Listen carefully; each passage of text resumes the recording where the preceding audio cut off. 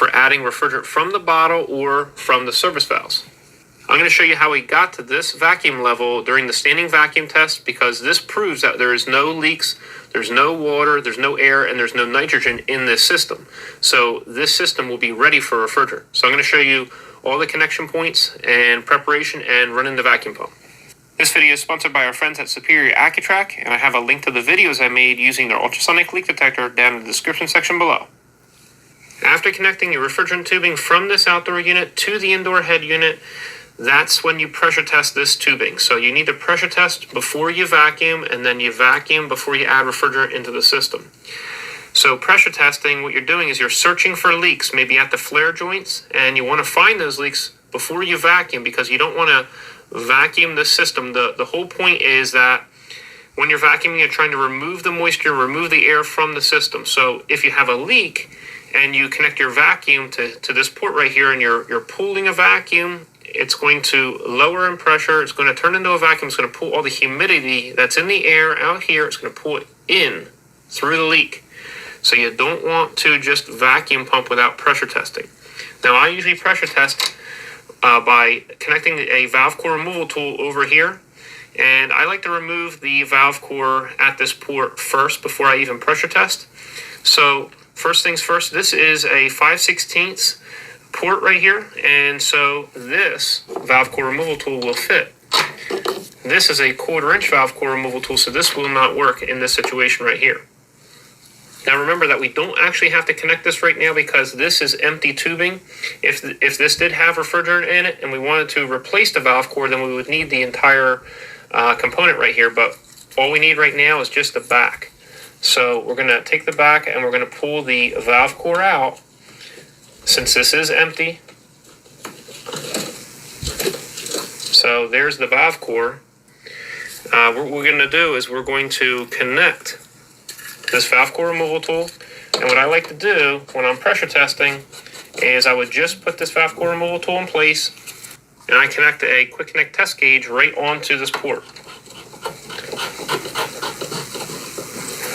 So then I'll connect my refrigerant hoses right to here, and so I'll add the nitrogen in, then I can shut it off, then I can read my pressure over, say, a 10-20 minute period to see if it's going to fall or not.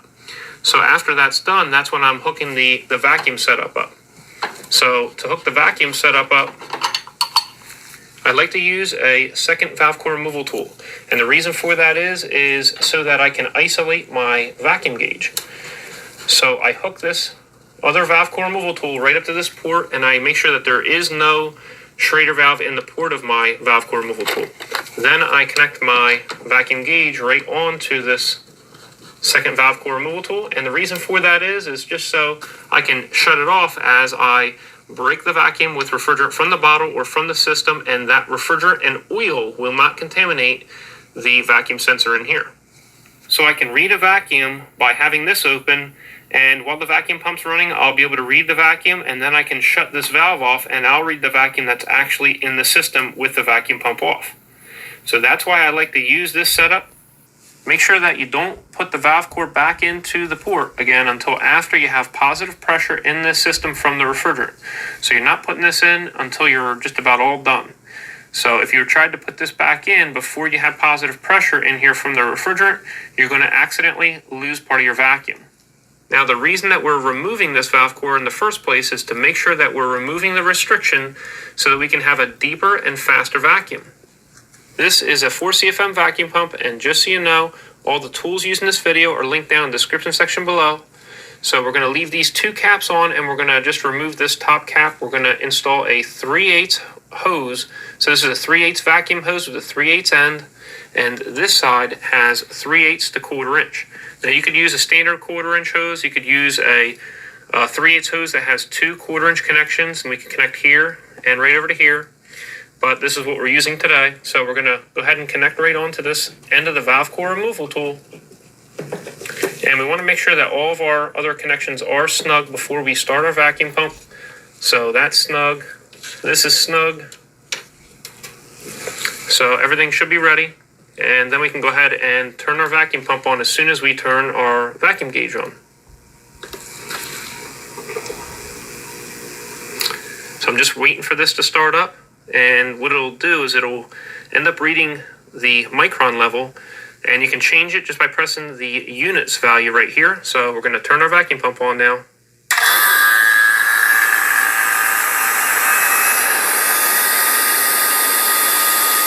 Very soon you're going to see it reading the micron level.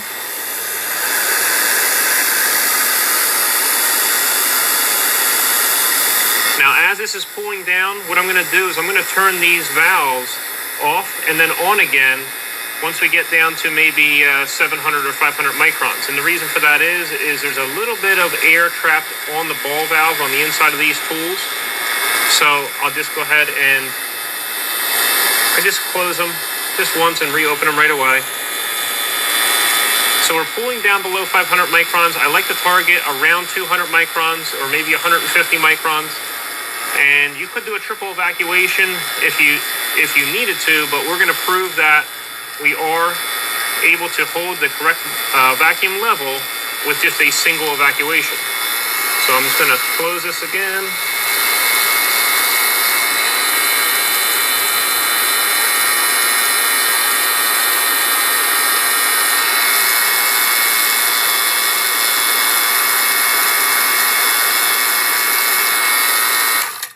So now I've turned the vacuum pump off and we're reading the true vacuum level inside the tubing here. Now the reason that the micron level is going up is because we have coming from here is where we're pulling the vacuum, but we're pulling the vacuum through the indoor head unit and all the way over to here. So right now our vacuum is equalizing between this side and this side.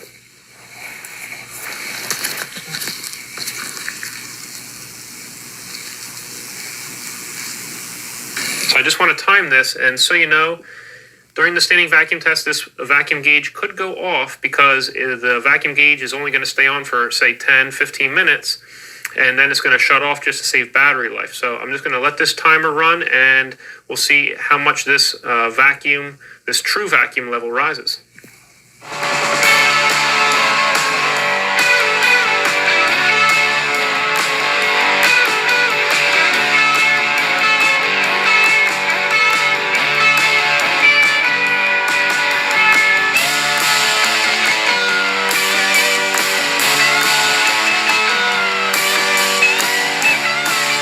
So you see that we're at 10 minutes, so I'm just going to go ahead and stop this.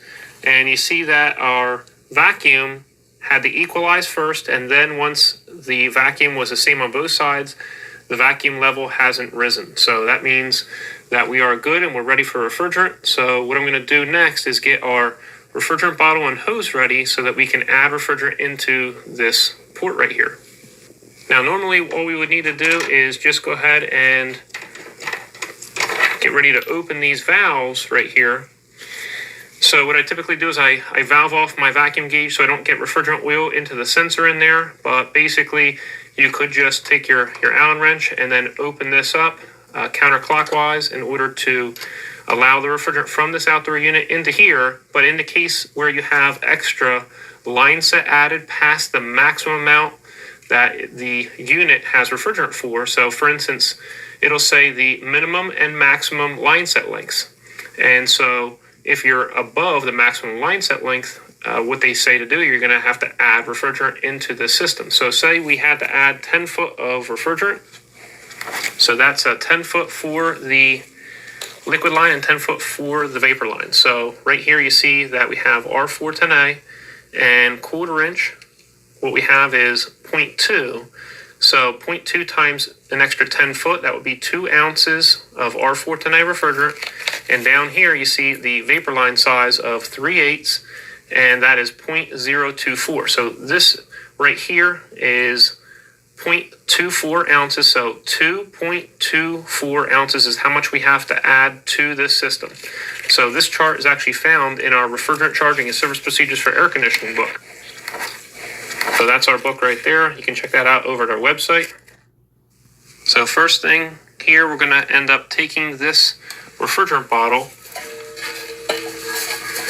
And you want to make sure that you have a valve on the end. And I don't have a valve core depressor in the end of this hose. So our valve is off. Our bottle's in the upside down position because we want to make sure that only liquid comes out of this tank, because it's a 50-50 mix of two different refrigerants. So it will come out of the bottle as a correct mix if it comes out as a liquid. So now that we have that, we're ready with that, we can go ahead and get ready to zero a scale. But now we're going to get the air out of this hose right here. So we're just going to open this up slightly to get the air out. We don't want to put air in our system.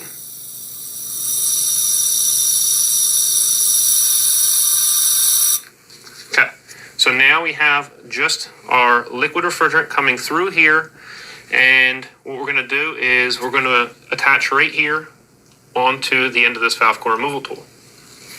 Now, while this valve is in the off position, we're going to go ahead and disconnect our vacuum hose.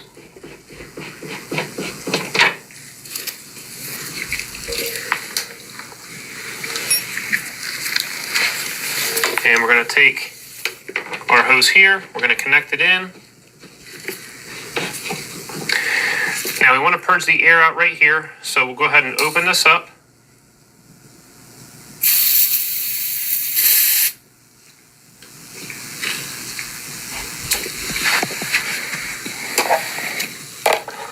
Now that we have refrigerant all the way over to this hose, we want to go ahead and turn the scale on.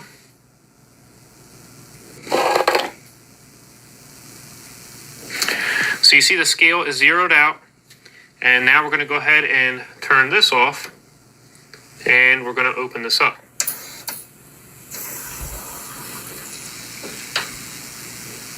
So there we have our 2.3 ounces of refrigerant, and so now we're good. At this point, we can go ahead and disconnect right here. So we turn our valve to the off position, and then we're going to take our hose off. And then after that, we can go ahead and open these valves up counterclockwise. At that point, we would just go ahead and put our valve core back in, and then we're going to leak check our valve core, and then we're good to go, and we can go ahead and start the unit up. So I'm just going to shut this off.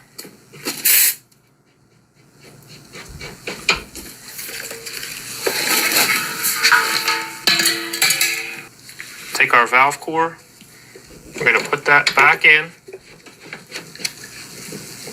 and we're going to open this up, and we're going to purge a small amount of air right here.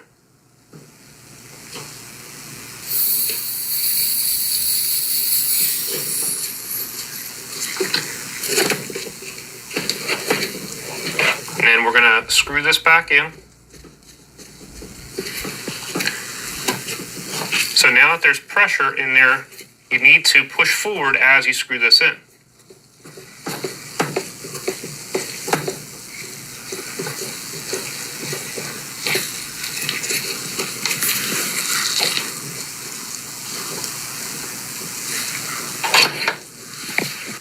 Now we want to go ahead and just leak check this before we just take this off over here. So we turn this valve to the off position.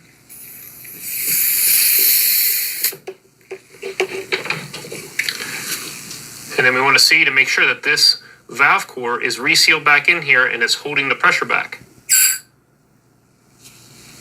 Now we can test it with bubble leak detector. So you can either apply a bubble leak detector right in the end, and sometimes you'll have a large glob and it'll fall out, or you could take a cap and drill a little hole in the end. So this is like a little tester that I use.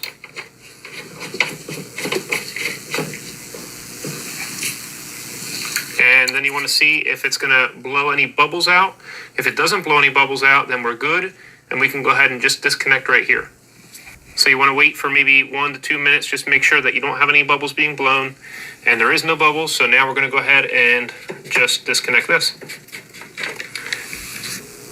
So then you're going to put your Allen key in, and you're going to turn that counterclockwise almost all the way back, and this one too.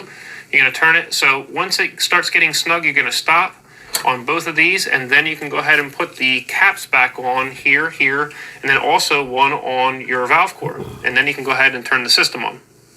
And make sure to check out our refrigerant charging and service procedures for air conditioning paperback and ebook, both available at our website at acservicetech.com. We also have the paperback available over at Amazon.com.